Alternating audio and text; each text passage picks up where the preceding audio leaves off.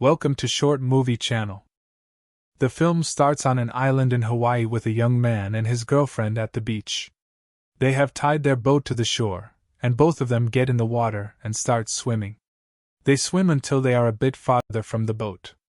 But suddenly, a giant shark appears and starts to approach them. This shark is a dangerous great white shark. They get really scared and swim quickly back toward the boat. The shark chases them. The girl manages to get on the boat, but sadly, the young man doesn't make it in time. The shark comes from underneath him and eats half of his body. The girl screams because her boyfriend has died. Suddenly, the boat's sail rope snaps, and the boat's engine hits the girl hard, throwing her into the ocean while she's unconscious. Of course, the girl becomes an easy target for the giant shark. Next, we move to another island in Hawaii, in the same ocean, where we meet Charlie and his girlfriend Kaz. They love each other very much and have decided to get married soon. They live in Kaz's house on this island. We learn that Charlie works as a pilot for a seaplane he owns. This plane can take off and land on water, just like rescue planes. Charlie also has a small tourism office for organizing sea trips by plane with Kaz. Through this office, they organize plane trips for tourists. One day, Charlie gets a call from a Japanese tourist named Joe, who asks him to organize a sea trip by plane the next day because Joe wants to surprise his wife Michelle with a special tour since she loves the ocean.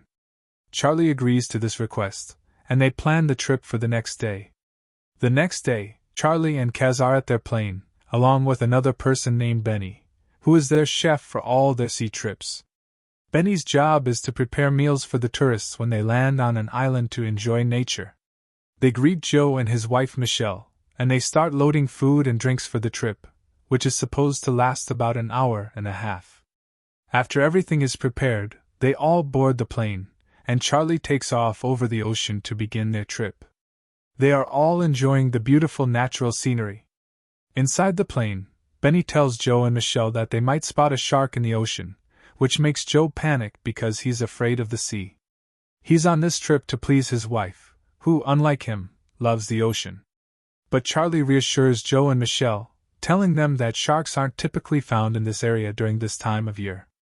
Charlie tries to calm Joe and make him feel that sharks aren't a big deal, but instead of feeling reassured, Joe becomes even more anxious. Later, they arrive at the same island where the shark attack occurred, and Charlie lands the plane there. They all get out of the plane, and Kaz begins telling Michelle a story about a shipwreck close to the shore, which had 8 people on board. They were lost in the ocean for 2 weeks, and 7 of them died. Only 1 person survived. Kaz says that since that incident, this beach has been called Hell's Beach. After that, Michelle and Joe take a walk on the island, while Kaz takes Charlie on a walk too. It's the perfect opportunity for Kaz to tell Charlie some good news: she's pregnant. Charlie is overjoyed and says they should get married as soon as possible. But Kaz is a bit worried about the pregnancy because she doesn't know how she'll balance work and raising a child, especially since their finances need improvement. Just then, Benny interrupts their conversation, looking very alarmed, and asks them to come with him quickly. They follow him to find the dead body of the young man on the beach. It's clear that the body has been partially eaten. Benny suggests that the waves must have washed the body up. Everyone is worried, and Joe decides to end the trip and leave the area, getting as far away from the ocean as possible. While this is happening, Kaz finds the young man's phone in his pocket, and it's still working. She picks it up and unlocks it using the fingerprint. Charlie then contacts the Coast Guard via the plane's radio and reports the body they found on the beach, asking them to search the ocean thoroughly. If there's a shark, they need to take care of it because sharks could threaten tourism in the area. When Kaz opens the young man's phone, she sees a picture with his girlfriend, and they also find pictures of both of them on the boat. Benny guesses that the girl might still be alive and possibly trapped on the boat in the ocean, or might not be able to get off or go anywhere. So, Charlie decides they should search for her by flying over the ocean, but Joe gets worried and completely disagrees.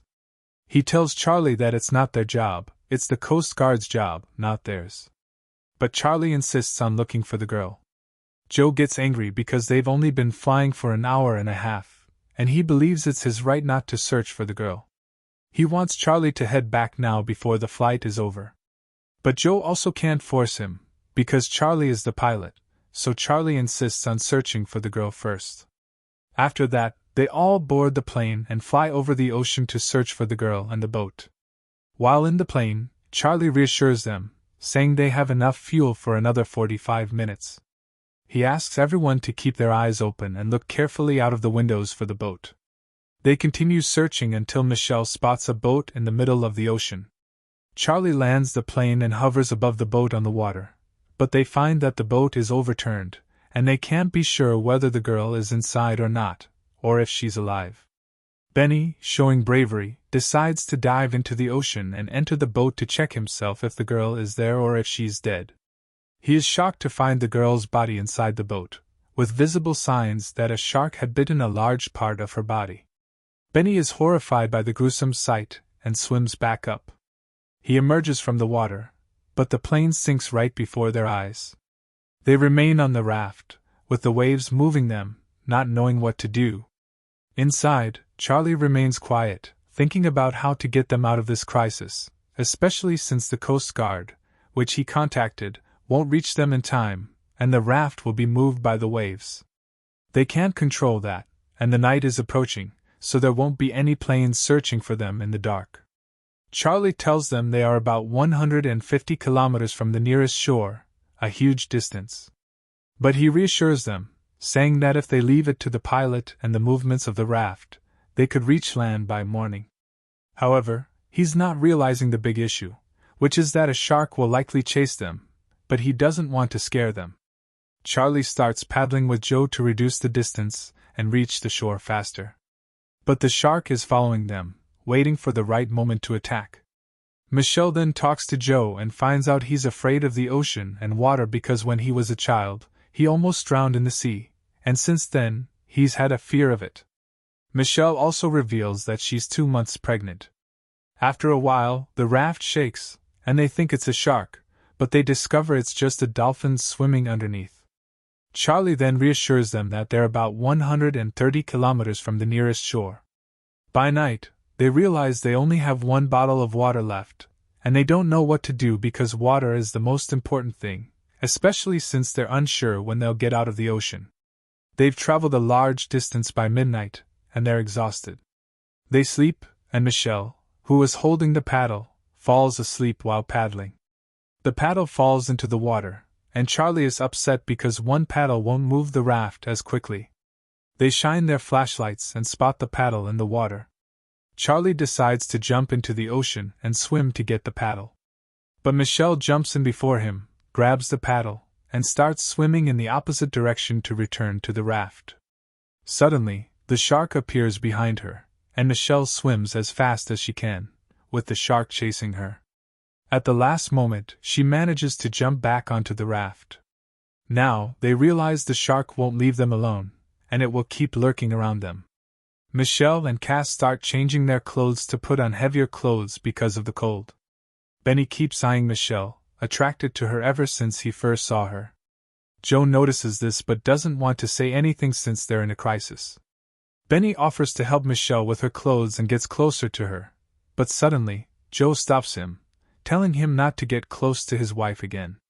They argue, and Joe pushes Benny into the water. Benny tries to swim back to the raft, and they reach out to help him, but unfortunately, the shark appears from beneath and bites Benny, pulling him under, killing him because of his recklessness. But this isn't the time to argue because each of them is saving their energy and focus for the crisis they're in. Later, the sky began to rain, and they filled the empty water bottles they had with them. Charlie then started searching through the tool bag and found a knife, a rope, a signaling gun, and some other tools. He told them, "Point me to a place where I can kill the shark myself, instead of it continuing to threaten us throughout the journey." But Charlie needed to be close to the shark to drive the knife into the area between its eyes, as this was the shark's brain, the weakest point in its body. They warned him that it was extremely dangerous, especially since he would have to get very close to the shark. Charlie told them there was no other choice. Suddenly, the shark appeared from beneath the water and pushed the boat, flipping it over. They all fell into the water. They started swimming toward the boat to fix it, and Charlie, Kaz, and Michelle managed to climb back aboard, but Joe, who couldn't swim well and was afraid of water, was unable to swim. They reached out to pull him up, but unfortunately, the shark came from beneath the water and dragged him away. Michelle was in shock and grief over the death of her husband, especially since they had come on this trip to enjoy themselves. The next day, Michelle was on the verge of a nervous breakdown, unwilling to talk or hear from anyone. However, Kaz tried to encourage her, telling her they couldn't give up after what happened, and urged her to gather her courage. Michelle began to calm down, but suddenly, 2 sharks appeared.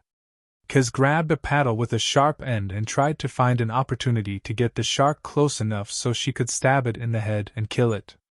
But the sharks were very clever and didn't appear on the surface. Despite this, one of the sharks attacked them from beneath the water and knocked the boat over again, causing Kaz to fall into the water, but she managed to swim quickly back to the boat. However, the inflatable boat began to lose air, and water started flooding it, which meant it wouldn't last much longer.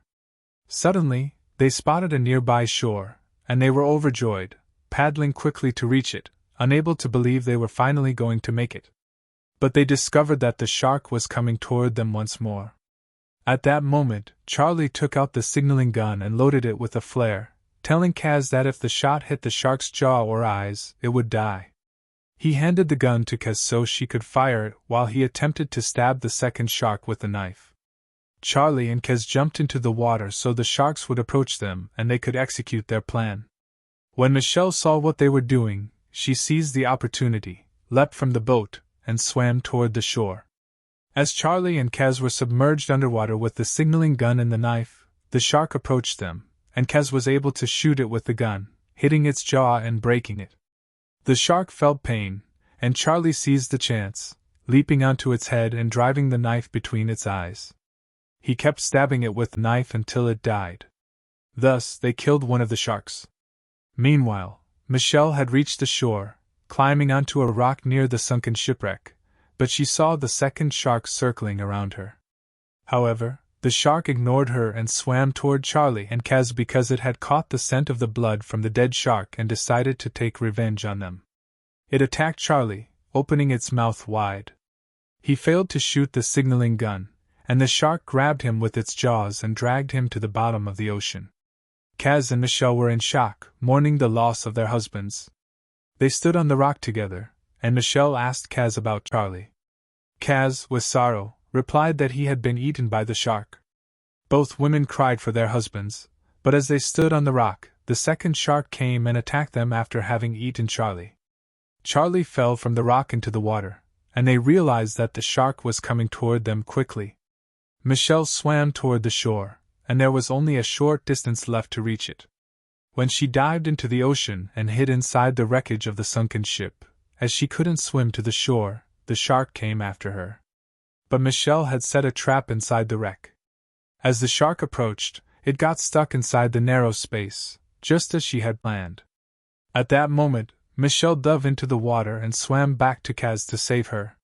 She brought Kaz a piece of metal from the ocean floor and struck it against a sharp broken part of the ship, which fell like a cleaver on the shark's body, killing it. Afterward, Michelle and Kaz emerged from the water and swam toward the shore. Although they mourned the loss of their husbands, they felt joy because life had given them a second chance, and they could get married again. And so, the movie ended. If you enjoyed the film, don't forget to hit the like button, leave your thoughts in the comments, and subscribe to the channel.